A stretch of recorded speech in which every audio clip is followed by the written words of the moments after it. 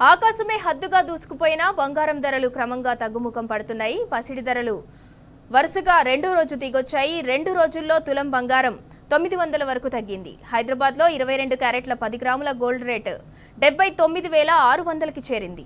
24 క్యారెట్ల గోల్డ్ ధర 86,840 వద్ద కొనసాగుతోంది. ఇటు వెండి ధరలు కూడా బంగారం దారిలోనే డౌన్ ఫాల్ అవుతున్నాయి. కిలో వెండిపై దాదాపు 1300 వరకు తగ్గి 96,330కు చేరుకుంది. ఢిల్లీ, ముంబై, కోల్కతా, బెంగళూరు, పూణే వంటి ప్రధాన నగరాల్లో కిలో వెండి ధర 97,000 ఉంది. దిగొస్తున్న పసిడి ధరలు